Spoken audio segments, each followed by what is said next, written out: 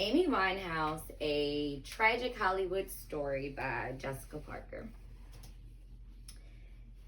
Amy Winehouse is the true definition of a tragic Hollywood story. Um, Amy was a star through and through. Grew up around music and performers alike. She dropped out of high school to follow her dreams, earning a fortune, winning 5 Grammys, and ultimately dying at the age of 27. There is a club called the 27 Club that consists of all the celebrities that died at the young age of 27. This club includes Jimi Hendrix, Janis Joplin, and so many more. Amy Winehouse was from London, England, born September 14th in the suburbs of London to a taxi driving dad and a pharmacist mom.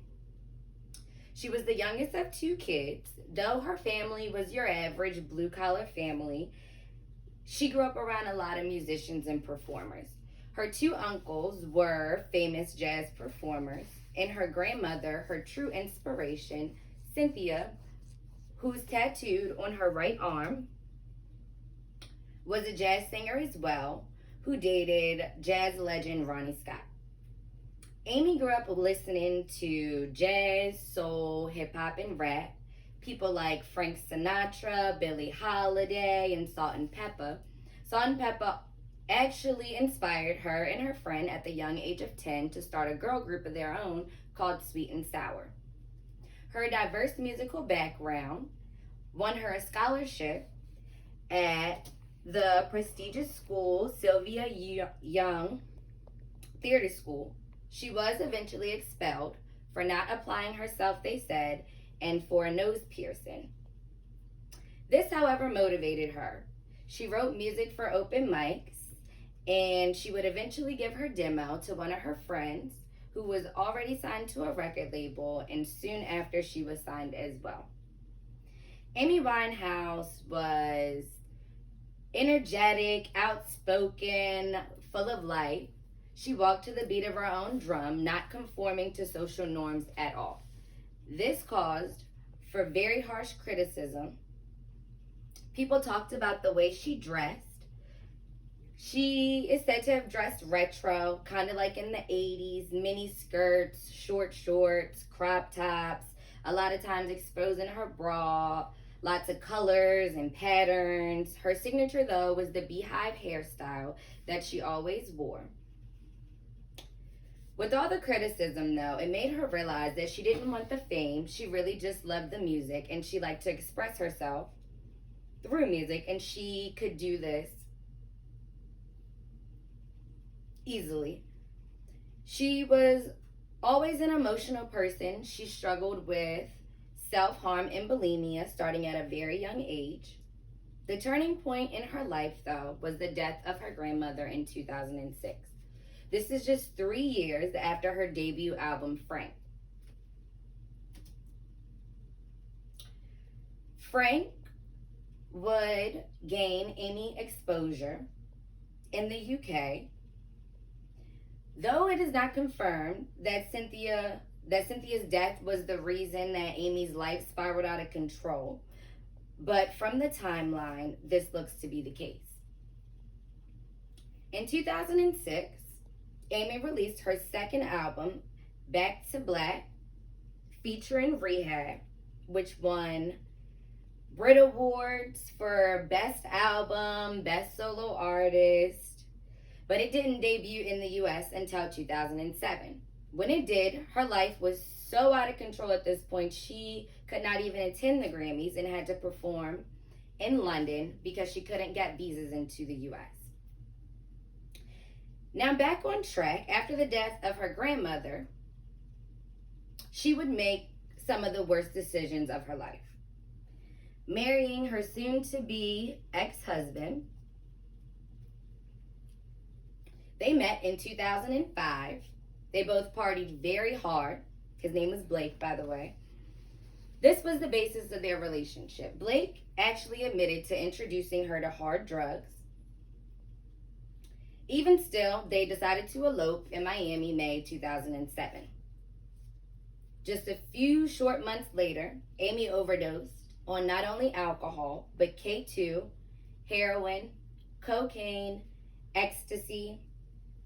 This landed them both in rehab, all by August.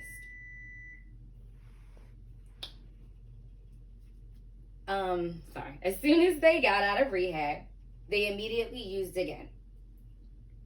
2 short months after this, in October, they were jailed for drugs in Norway. This did not stop them. January 2008, there was a video released on TMZ of Amy Winehouse smoking from a pipe. This video was recorded in her home by one of her acquaintances. She was denied visas at this point, which stopped her from touring in the United States altogether. She had already been famously late and noticeably under the influence, slurring words, stumbling, even hitting fans. And if you thought things couldn't get worse, Blake was arrested. She was depressed again. She was hospitalized for emphysema from smoking crack cocaine and cigarettes. This did not stop the media from posting horrible pictures of her, displaying her scars from self-harm and how small she was from drug abuse and bulimia. At the end of 2008, early 2009, she was entered into the Guinness Book of World Records for winning the most Grammys of any British artist. The next 2 years she spent trying to get her life together, out of the media, battling her demons on her own, staying out of jail in the tabloids. June 2011, 2 years later, she scheduled another tour. Her first tour, she appeared at the concert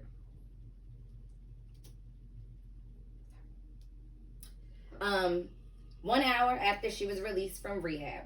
Drunk, she was booed off stage. She couldn't finish. The rest of her tour was then canceled. This would be the end of Amy's legacy. Not seen again until the release of her death. It was speculated that it was a drug overdose. Most know that Amy struggled with addiction.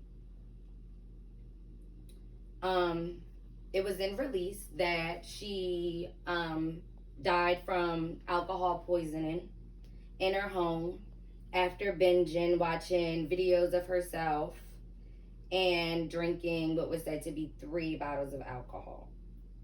Most know Amy as a drug-addicted English firecracker with a big voice and personality to match. She had an energetic spirit. So sorry. Rehab, her most famous song, not only reflected her life, but truly the person behind it. I wanted to end this with a quote from an interview she did for the Daily Mail. And she was asked how she writes her songs, and she responded, "With rehab, I was walking down the street with Mark Ronson, who produced my last album. I just sang the hook out loud. It was quite silly, really." She was then asked, "Did you sing the no, no, no bit as well?" She said, "Yeah, I sang the whole line exactly as it turned out on the record." Mark laughed and asked me who wrote it because he liked it. I told him that I just made it up, but that it was true, and he encouraged me to turn it into a song. I wrote that song in 5 minutes. The end.